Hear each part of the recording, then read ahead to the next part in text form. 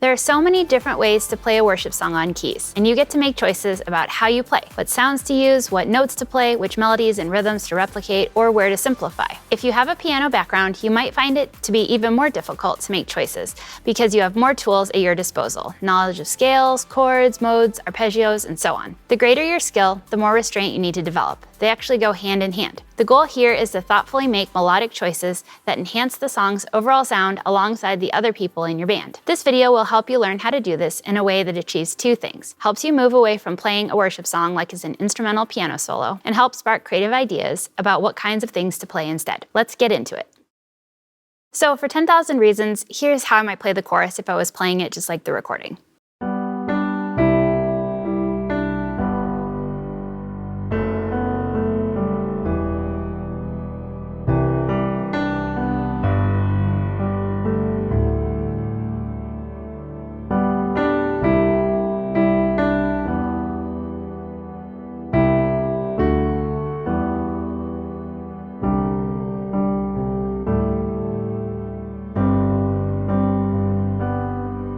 If you were playing it more classically, it might sound something like this.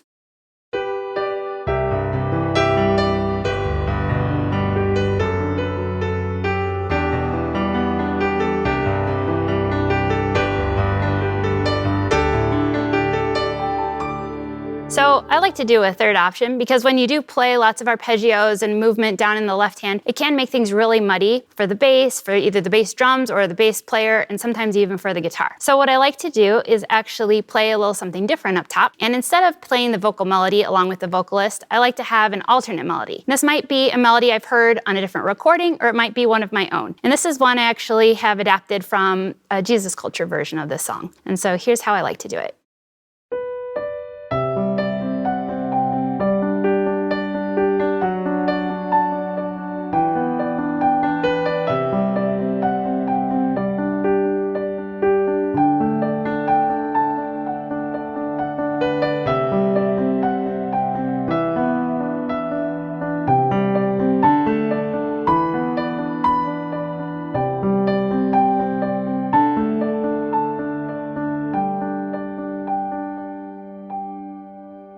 For This Is Amazing Grace, I'm going to go ahead and play our song-specific patch for that, and you'll get to hear all the original sounds with the synth leads and all that, so I'm going to play that first for you.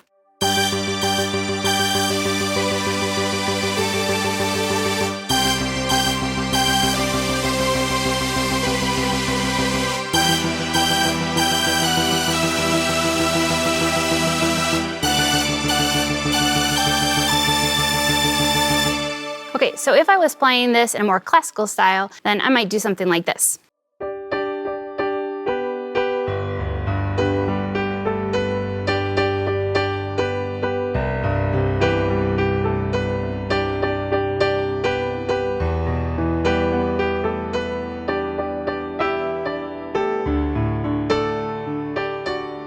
So sometimes what I like to do is something a little bit in between, where I can play all of the lead lines, but maybe with a piano. Perhaps you're not ready to dive into a huge synth and huge arps, but you want to play some of those lead lines and some of those melodies. So something fun that I like to do is to add in some rhythm with the left hand in open chords.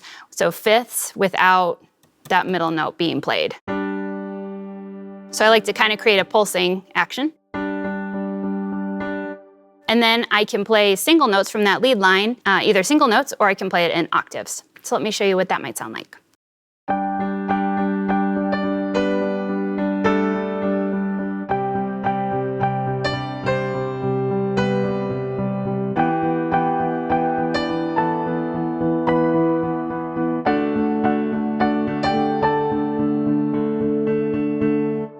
Or I can do the full octaves.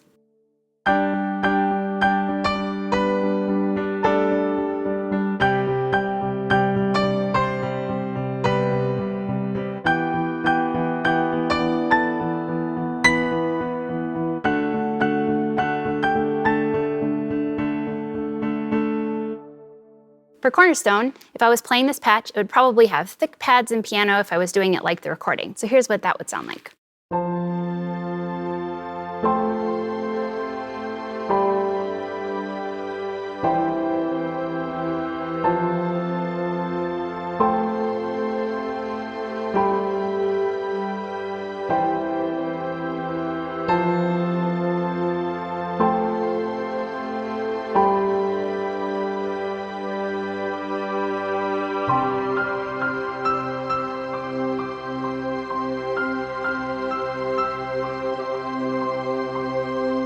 So if you're playing this in a more classical style, it might sound something like this.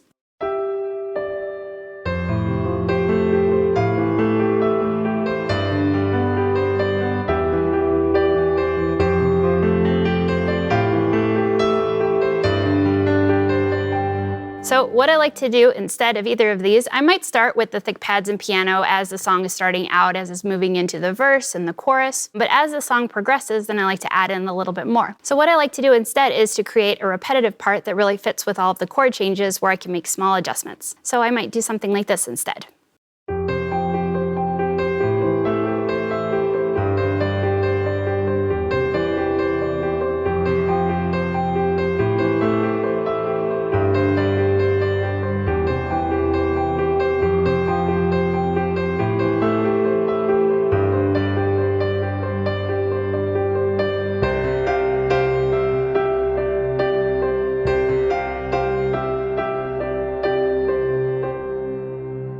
Here's what a Beautiful Name would sound like if you were playing it like the recording. I'm going to go ahead and play just a little bit of the bridge going into the chorus.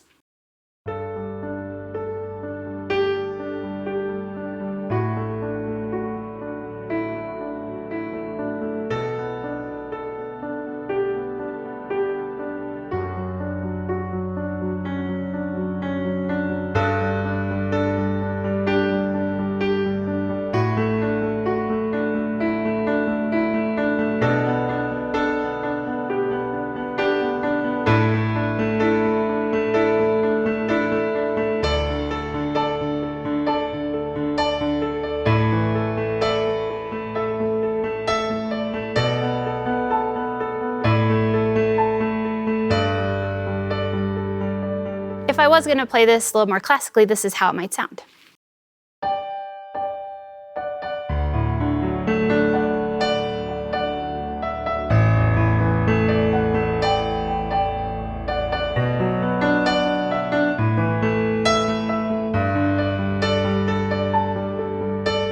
There are a couple other things that I like to add into this song to kind of build it, add a little bit of momentum and some more color up higher. So the first thing that I like to do with the bridge is add in a little bit of extra melody to it. Let me show you what that might sound like.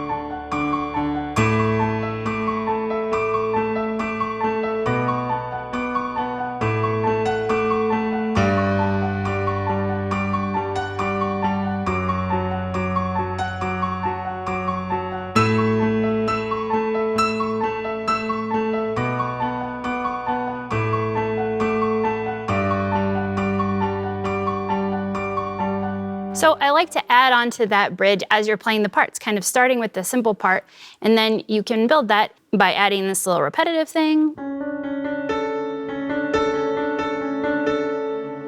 Sometimes I like to add just more momentum to the actual line that's going on.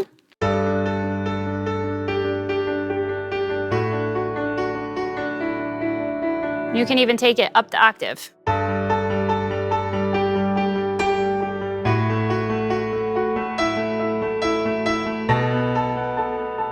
Be a nice way to build just as that bridge is just so long carrying you into that chorus. And then what I love to do is add a higher descending line. And when you play lines that are up high in this range, they really pop out because the only one that's really competing for that space is an electric guitarist if you have one. So working that out between them, but those parts really pop out nicely in the mix. So I love to do a big descending line, but I do save it until like a final huge chorus at the end. I wait to bring that in so that it really has a great impact. For Mighty to Save, here's how I might play it if I was playing like the recording. Now, in the recording, there actually isn't a whole lot of piano. It's mostly all guitars. There's a little bit of organ. There's a lot of atmospheric ambient stuff. But if I was the pianist and I was doing the song, I might play it like this.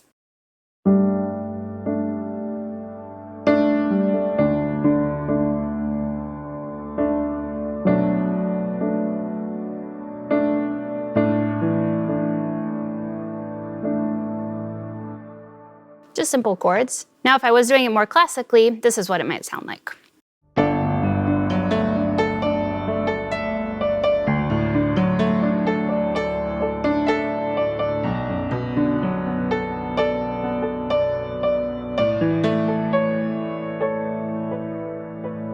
So instead of doing that, what I really love to do is I like to pull in that electric guitar line, especially a lot of Sundays when I'm playing, I don't have an electric guitar player. And so what you can do is you can play that. So it's just a little repetitive riff that happens.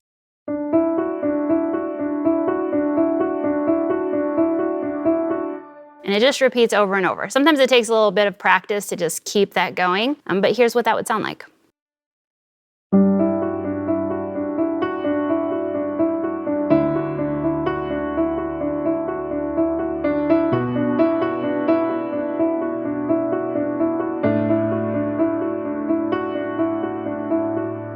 And you don't have to just stay to those 3 notes. You can do that. Maybe on a first verse, you might just do those 3 notes over and over, but you can feel free to mix it up and add in a couple of other notes. So I might mix it up like this.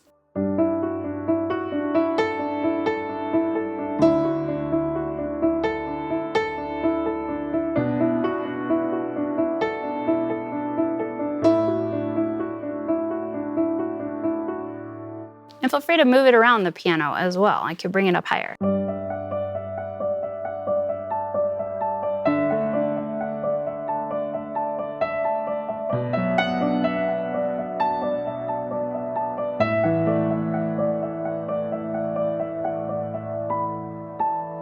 As a classically trained piano player, you have all the chops and skills you need to play modern worship songs. As you step into the keys role, I encourage you to mix it up. Sometimes I like to play all the exact sounds and parts in the recording. Other times I like to write my own part to play as a piano lead, like I've shown here. If you're ready to expand your playing to new sounds and textures, check out this video from David.